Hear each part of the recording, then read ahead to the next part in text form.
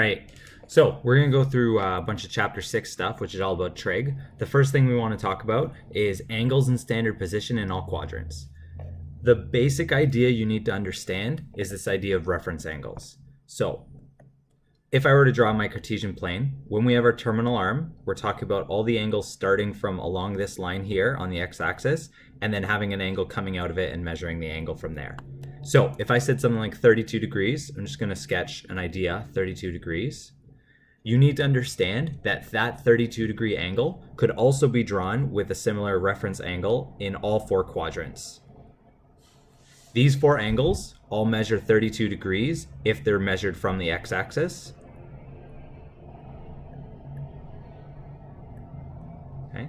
Because they all measure the same, they all share similar properties when we're doing trigonometric ratios. We're going to see that in a sec. You just need to understand that all 4 of these work together and are useful in different questions. Also that they all measure from the x-axis. You never ever measure from the y-axis, okay? You don't do that. So some questions are going to give you just straight up a point and they want you to write the trig ratios. So if you think of your Cartesian plane, we know it's going to start from here. If I had the point 4, -5, so I know 4 on the x-axis is here, 5 on the y-axis, -5 is down here. I have my line like that. I need to find the angle, from here, but I also need to know the reference angle that's here to help figure this out. The question is just asking for what the trig ratios are usually. So I'm going to write sine theta, cos theta, and tan theta. I know that sine is opposite over hypotenuse, adjacent over hypotenuse, and opposite over adjacent. I'm going to fill this in with the numbers that I know. If we want to look quickly, we can figure out what's going on to make it a little easier. Let's zoom in for a sec. I know that that point is 4, -5. So we can think the x-axis right here is 4. And we can think that this is going to be -5.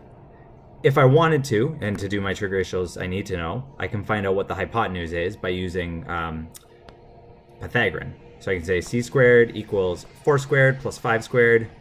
C squared equals, 16 plus 25. C squared equals 2, 41. So c is equal to square root of 41. I'm not going to do an exact decimal. I'm going to leave it as a radical. So now I have all 3 side lengths. Using those 3 side lengths, I can then write out what my ratios actually are. So remember, we're measuring this angle right here. So my opposite's going to be 5, and my hypotenuse, the root 41. My adjacent's going to be 4, and my hypotenuse is root 41. My tan is going to be 5 over 4. The one thing we have to be careful of is this negative. Remember, this was a -5, right? So where we put the 5s in, I'm actually going to put negative values. And what you're going to see is that sine gave you a negative value and tan gave you a negative value. This is a really important relationship that I'm going to summarize essentially in this rule that I have called the cast rule. If you look at the quadrants in this rule, basically whatever letter is here is which one is positive. So for example, if you have cosine, if you have an angle here in this quadrant, it will be a positive value for the cos ratio. If you have an angle here, it'll be a positive value for all of the angles. Here, only sine will be positive, and here, only tan will be positive. So essentially, if I give you an angle, or if I give you a ratio, you can tell right away if the cosine, tangent, sine, or whatever is going to be positive or negative. Okay? We'll do an example like that. So let's say I had the tan ratio, or a sine ratio of, 4 over 5. Okay? You know what? Let's make it -4 over 5. So what I do to start when I need to solve this, the question usually asks for sine. I am going to think, okay, which quadrant is this going to be in? So I think, okay, I have sine -4 over 5.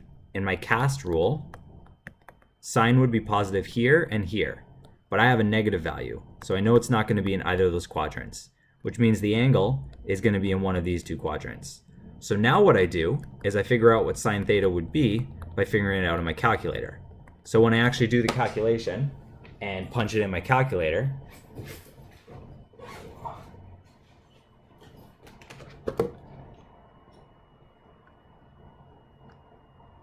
sorry about that. Sine's going to be 53 degrees-ish. Okay? This is where you have to be careful. This 53 degrees represents the reference. The reference angle, you'll remember, is right here and right here. That does not mean that's the actual angle for this that we want to use. That 53 is just like a representation that we are now going to figure out the rest from. We want to measure from this starting point. So I need to think, what is this plus this part right here, this 53? So we know that that's going to be 180 on the top plus the 53. So that first angle is going to give me 233 degrees. Okay, the second one is over here. I am then going to think, okay, I know it's 360. It's 360 to go the whole circle, and then I'm going to subtract and go back that. So for the second angle, I'm going to do 360 minus 53, and that's going to end up giving me 307 degrees. So if the question here, it said, find out what theta is in between 0 and 360, so on this diagram, if this was my ratio, sine theta is equal to negative 4/5, I know that it's going to be either 233 degrees or 307. So essentially, and these are the hardest types of questions, when you get a ratio, you do your cast rule. So you figure out which two quadrants, and it's always in two quadrants, which two quadrants is in. You draw your diagram, so you know the angles. Then you need to just add from 180 or subtract from 180, whatever. You need to figure out what these two angles are measured from the terminal angle. And that's it. That's how you figure these ones out.